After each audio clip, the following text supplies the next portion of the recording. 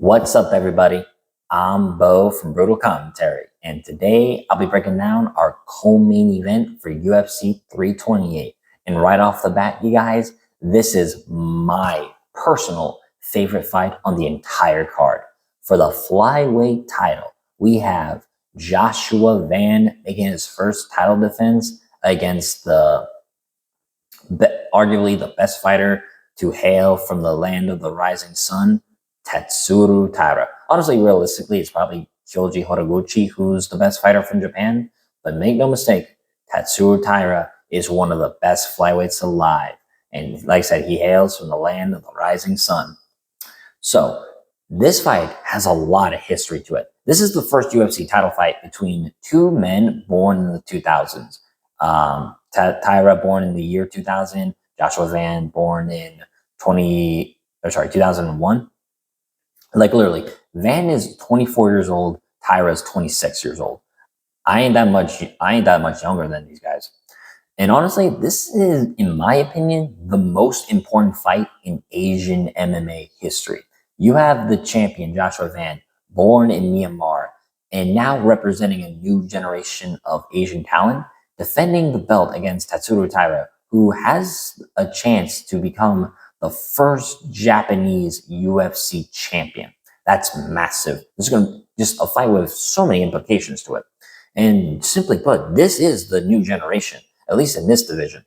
And, whoever loses, it doesn't matter. You can see one of these two fighting for the belt again. I feel like, inevitable. And skill for skill, this is one of the highest level fights in the UFC. Sorry, one of the highest level flyweight fights the UFC has ever put together, in my opinion, bar none. One of the highest skill for skill level fights. Now, before I get into the breakdown, there's a stylistic reality I like to say. I know a lot of people are going to simplify this as striker versus grappler, and technically that is true. Joshua Van is the better striker, Tatsuru Tyra is the better grappler. But that description, I feel like, undersells both of them, because these are not one-dimensional fighters.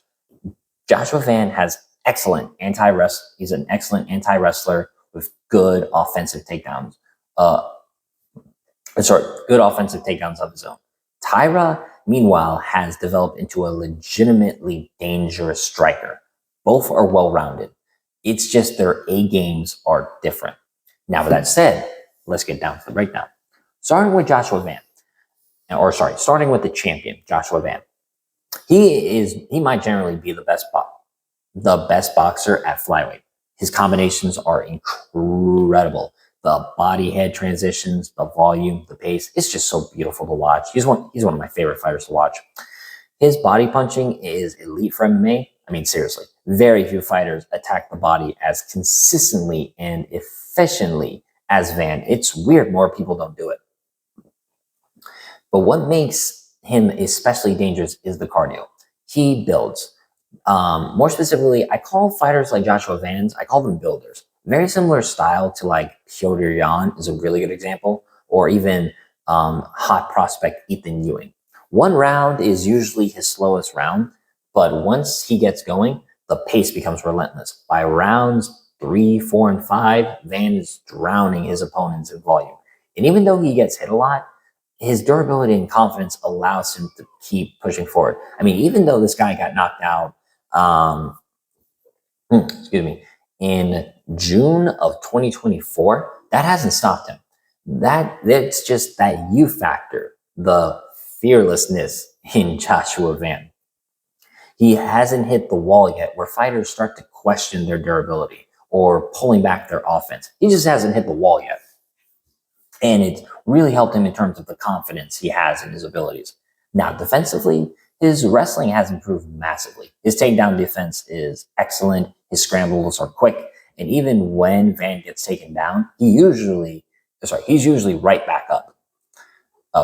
Now, obviously, I think there's one concern with Joshua Van in terms of his overall game. He does get hit a lot. That's the one problem. And of course, because he's a builder, usually round 1 is his worst round. He has improved and he has picked up the pace better in round 1, but it's still his weakest round. Now, looking at Tatsuru Tyra, this guy is a grappling artist. At flyweight, the best grappler is still, in my opinion, Alexandre Pantoja. But while Pantoja is still on the sidelines recovering, I think Taira is the best pure grappler in the division right now. His transitions are simply unbelievable. The sweeps, the back takes, the positional awareness, it is poetry.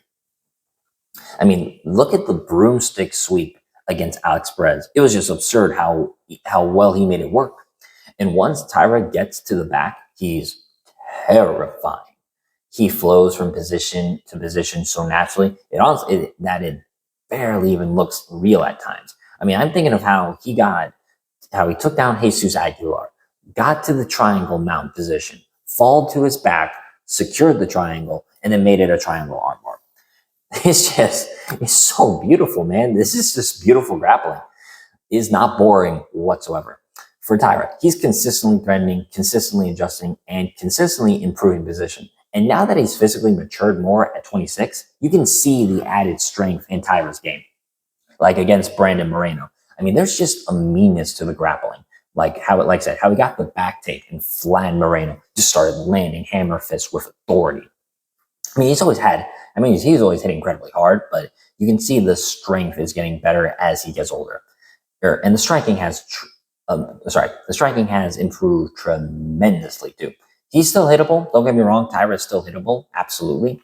But the offense is much sharper than it used to be. The intercepting uppercuts, the elbows, the uppercuts, he has real tools now. Honestly, that uppercut specifically is not only, I think, Tyra's best weapon, I think it's his best weapon in this fight, because those uppercuts can be very important here, because Van does leave openings down the middle at times. And I think of all the times Van gets hit, the uppercuts are usually the ones that hit him the worst. I mean, he got knocked out with an uppercut specifically against Charles Johnson. So that might be something Tyra could use. Now, stylistically, as long as this fight stays standing, you have to favor Joshua Van. His boxing is cleaner, his combinations are better, and Tyra still gets hit a bit too much for my liking. But the second this hits the mat, everything changes. Because Van has fought wrestlers before. He's fought like Ray Saruga, who's a good wrestler, grappler. He's fought Cody Durden. But he's not fought a grappler like Tatsuro Taira. And before people go to me and go, he's fought Pantoja. You are correct. He fought Pantoja, who's the best grappler still in the division, in my opinion. Until, we see Pantoja and Taira fight, maybe eventually.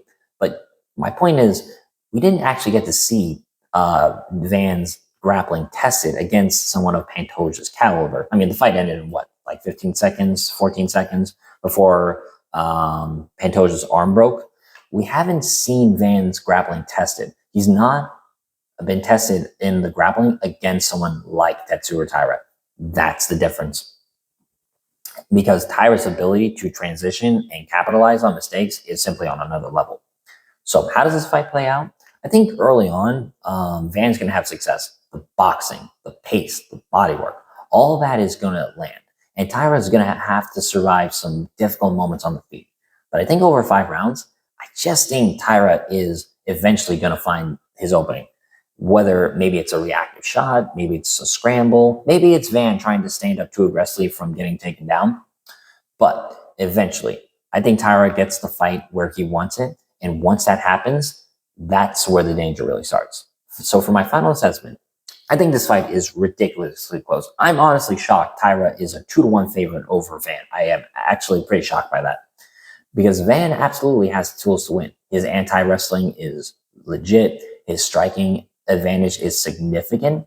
But Tyra's grappling instincts are just special. There are certain fighters with instincts, whether it's striking, whether it's grappling, doesn't really matter, where you can say, yeah, they have a special kind of striking or grappling. For Tyra, that grappling of his instincts are special. The speed of his transitions, the creativity, the ability to capitalize instantly. I can tell you, if he gets Van in the positions Cody Durden had on him when they fought, Tyra will take his back. I just don't think Van has dealt with that level of grappling threat that we've seen so far. The Pantoja fight not included, because we never really got to see it. So for my official prediction, I'm going to go with Tatsuru Taira. I'm going to pick him via submission. I think Van makes this competitive everywhere, but Taira's eventually going to find the openings he needs and becomes Japan's first UFC champion. So I'm picking Tatsuru Taira and new. But with that being said, that's been my breakdown of this fight. If you enjoyed the video, like, subscribe, and leave a comment down below on who you think's gonna win. But until then, I've been Bo from Brutal Commentary. I thank you all for listening. And remember, stay calm, stay respectful, and enjoy the violence. I'll see y'all next time. And just a quick side note, I think this is my best breakdown, but what do you guys think? I'll see y'all soon.